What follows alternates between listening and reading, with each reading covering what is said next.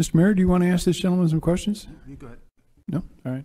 Matt, I really appreciate you coming in. I know that you flew in, I think, late last night to make a short and succinct presentation. Can you tell me,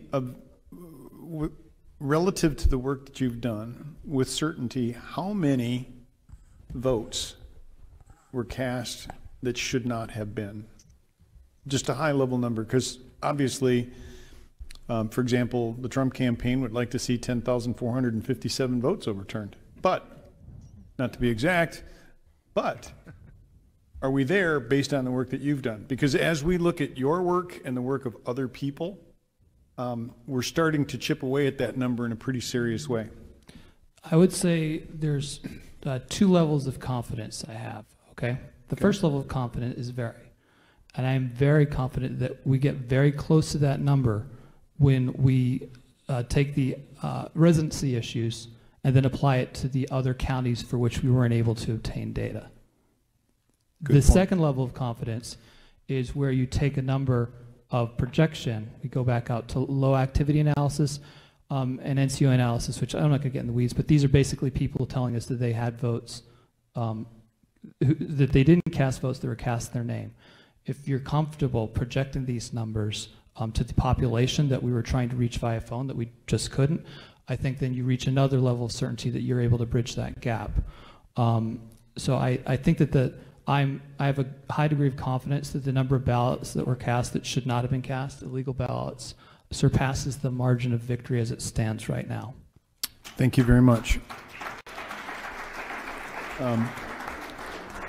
Representative Biasucci, you're the first to ask questions. Thank you, Mr. Chairman. Well, second, I guess. Yeah. Thank you, Matt, very much for your presentation.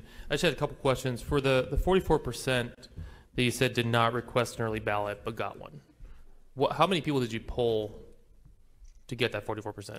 Well, we started off, as you can see in the chart, or maybe you can't see, with a large number of unreturned ballots in your state in Maricopa.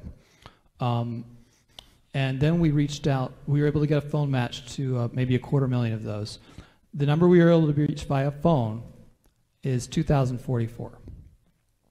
The number who said they did not request that ballot was 902. Now, when your colleague asked me the question about how many, what's the margin of illegally cast ballots, my estimate, I don't apply any of this, but this does raise a lot of questions. And that should a ballot be counted if somebody themselves did not actually request it? Right.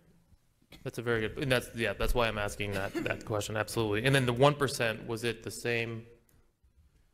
That amount? Was this is among our shot in the dark, calling people on the phone to ask them, did you actually cast the ballot? Because their voting history suggested that they hadn't voted very often, if at all. So that's this universe that we decide to reach out to, and we pulled a data load in the state of your, in case of your state, of about 35,000.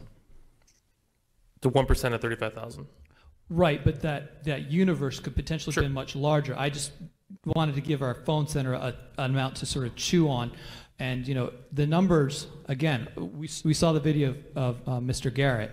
We never spoke to him. He doesn't show up in these numbers. He just got the voice message. And I got to tell you the tremendous amount of courage for someone to do what he did, because when you become public, come forward in a situation like this, willing to say that you may have been a victim of voter fraud, you're all in the public spotlight, right? You're used to this. But if you're just some guy who seems to be the victim of voter fraud, all the things that have to go through your mind are, you're going to have a target on your back. You're going to have potential media trying to trash you, dox you. Sure.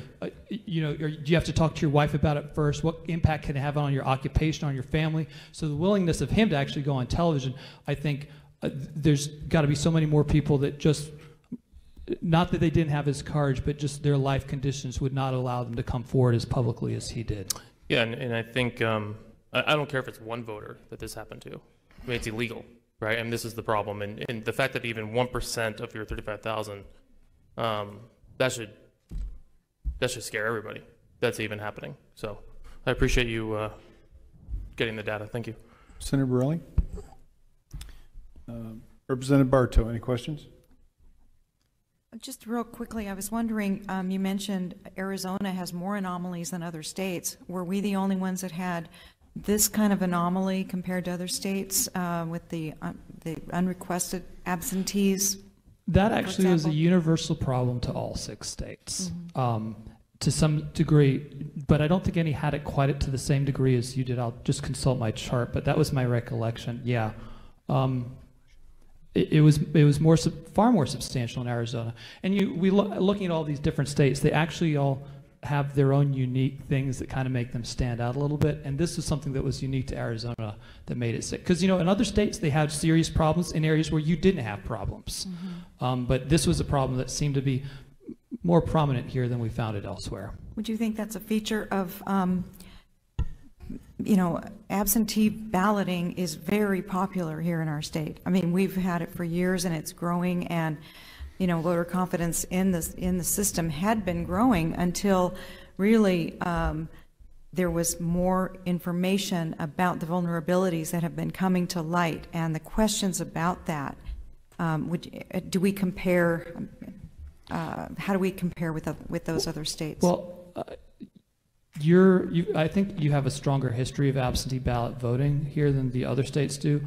But I think what's important is that, I've got a phone center, I've got data analysts, I can request things from different commercial vendors in your posse and go around and find out, well, who requested this ballot if this person didn't? How did that happen? I can't, if it was done electronically, I can't track the IP addresses, I can't find the envelopes and that arrived in and dust it for fingerprint. That's something that's got to either be up to you guys or the law enforcement of your state or some other law enforcement agency. But getting the question in terms of who cast Nashawn Garrett's ballot, how did that happen?